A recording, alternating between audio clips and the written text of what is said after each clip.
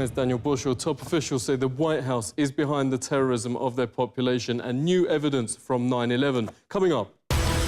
Whistleblowers leak U.S. talks with the head of Al-Qaeda. World Trade 7 is shown on Times Square. And the father of a Twin Towers victim tells us about being attacked by mainstream media.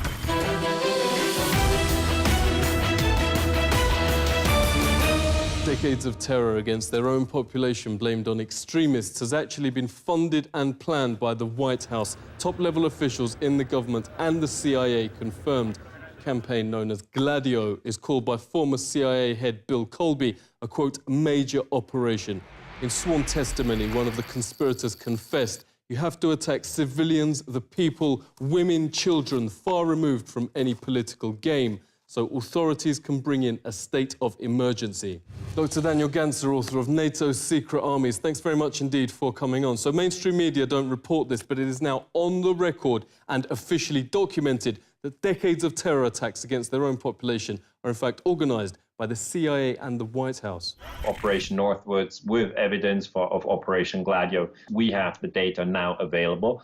And then the people understand that this exists, but they still have a psychological moment where they have a hard time to believe that it still goes on, because it's bad news. You know, it basically means that terrorism can be manipulated in order to move people around like sheep, really. And if you're told you're sheep and you're being moved by false flag terrorism, I mean, this is really something you don't want to hear. Yeah, we keep finding this term strategy of tension by the White House. What does it mean? Strategy of tension actually means that you blow up a bomb and say your enemy did it. What we do have is evidence that this strategy of tension goes on. It's not over.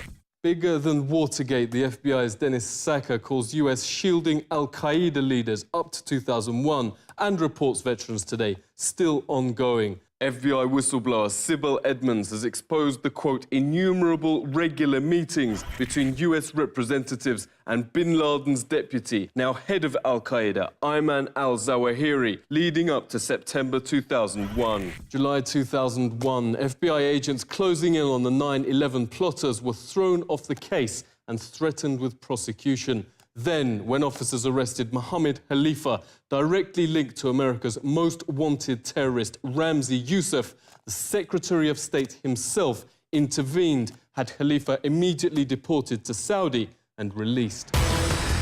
People at the CIA were rip not even speaking in retrospect, but contemporaneous with what the intelligence community knew. Khalifa's deportation was unreal. Dr. Kevin Barrett is the author of Questioning the War on Terror. Great to speak to you. We actually have leaders admitting these terrorists are just tools. And that's what Al-Qaeda is. It's a cat's paw for Western intelligence agencies. And we heard this from the Arab world's leading political commentator, Mohammed Hakel, who told us immediately after 9/11 that this official story of 9/11 is ridiculous. He said when he was at the highest levels of government in Europe, he was the one who was in charge of essentially infiltrating and virtually running so-called Al-Qaeda. He said Al-Qaeda is full of people from Saudi intelligence, from U.S. intelligence, Israeli intelligence, and of course Egyptian intelligence. It couldn't do anything on its own. British scholar Nafis Ahmad, who's one of the world's leading scholars of terrorism and one of the best, talks about an incident that happened in Turkey. I believe this was a little bit before 9/11. A high-level, supposed senior Al-Qaeda commander was arrested in Turkey. And the guards at the prison, who were devout Muslims, noticed that he wasn't praying.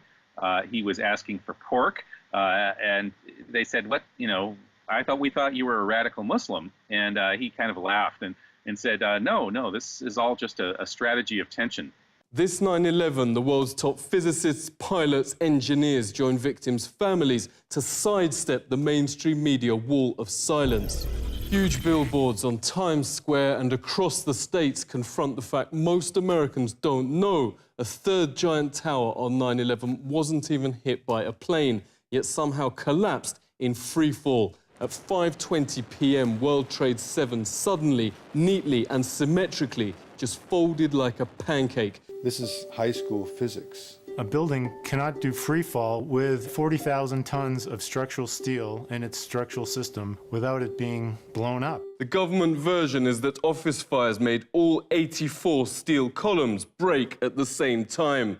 But there are other versions. John Cole's among thousands of leading independent experts with architects and engineers for 9/11 Truth. Great to speak to you. So who did it? Who didn't do it is the 19 hijackers that allegedly flew the plane. It is impossible. It is impossible to melt that steel by the office fires, the jet fuel, or the collapse itself. It's a physical impossibility. It cannot be replicated experimentally. It defies the laws of physics. If you set aside your politics, you set aside your beliefs and your religion, and you use the scientific method. World Trade Center 7 is basically a classic controlled demolition where a building free falls and comes straight down into virtually its own footprint. The only explanation that explains all the evidence, the nanothermite, the iron microspheres, the high temperatures found out there, the free fall, the uniform, what I call the uniform acceleration of the towers, when those came down, there was no impact or jolt when it hit the undamaged section below. Because there was no jolt, something blew those towers out, allowing it to uniformly accelerate downward. The only thing that makes any sense at all from a scientific perspective is that those towers were blown up. John made a mockery of mainstream sites Nat Geo and Pop Mechanics, who've desperately tried, for instance, to show 175 pounds of military nanothermite couldn't break the columns. John did it with just 1 pound. Can thermite of any type burn through steel beams? I guess it can. Renowned librarian and researcher Elizabeth Woodworth has come in to help form the Consensus 9/11 panel, confirming it uses best practice with the most rigorous peer review. Thanks so much for joining us. There's this remarkably high consensus among experts that the government version can't be right. We have some of the top experts in the field who've published in peer-reviewed scientific journals, and yet these scientific journals exist, like the Barrett study, but they're never covered in the media. If people knew about the research, they would find it compelling. Dr. Griffin has said that he's never heard of anybody who saw the evidence, became converted to this point of view, and then changed back. Yeah, the panel's made government already change its story and admits Skyscraper 7's freefall. That's right.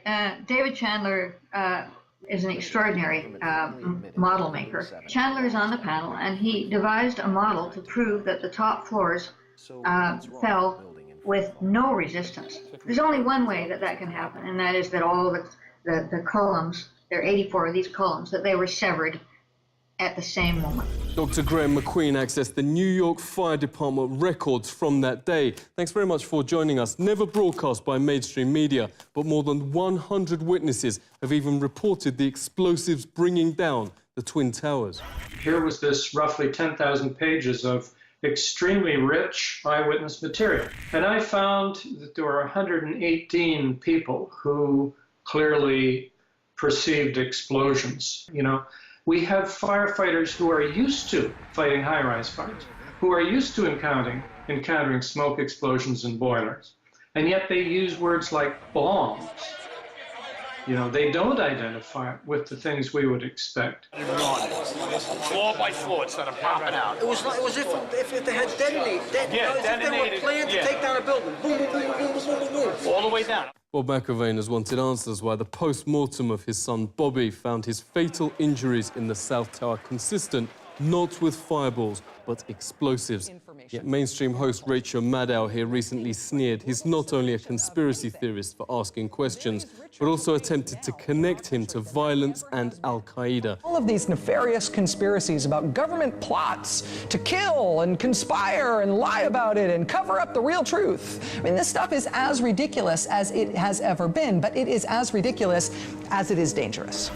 Bobby's father joins us. Thank you very much for speaking with us. How do you feel first losing your son and now being portrayed as the bad guy? My son died. He died from an explosion. I can prove that beyond a reasonable doubt. If I was in a courtroom, a jury cannot not accept that as proof. So that's where we have our problem. When I say, well, this was an inside job. Well, my son died from an inside job from someone putting bombs detonations. I would make her sit in this room and go through what I just went with you. And then I would say, now you tell me I'm a conspiracy theorist. Just shows you how awful our media is. I don't want to call her the media. She makes over $1 million, and they tell her what to say. One newspaper reporter, and is from the Philadelphia area, was very upfront with me. She said, you know, Bob, she says, as a reporter, I am the problem because we will lose our jobs. If I take that, just that little bit you just said, to the editor, he will crush it. So I'm telling you right now, I can't put your story out there. The media owners will not allow them. The press would not cover it, just that, because it put a little doubt in people's minds. Yeah, who do you blame for all this? The people of the United States are just as much to blame because they just want to believe that we are good people. We are an exceptional country. But this is what governments do. You know, it's very Machiavellian. Now we have an endless war on terror. I know what these people in Iraq, I know what these people in Syria, I know what these people in Libya, Afghanistan we're going through because they're all losing children. And that's what it's all about. Everybody's losing family members. And it's pure hell. So that's it, Daniel. Tomorrow, Congress votes to bomb Syria, the latest war of the post-9/11 era. The US would now officially be Al-Qaeda's air force, notes former Congressman Kucinich. But America's had enough. 9 in 10 oppose this invasion, the most unpopular in history. Regarding 9/11, a massive 84% now say the government's lying. We now have the precedents documented that governments prepared to commit supreme crimes against its population. Exactly what happened on 9/11 can be argued by both so-called conspiracy theorists and the authorities. What's beyond dispute is on the 11th of September, the world will join to mourn the almost 3,000 innocent people who lost their lives. This is The Truth Seeker.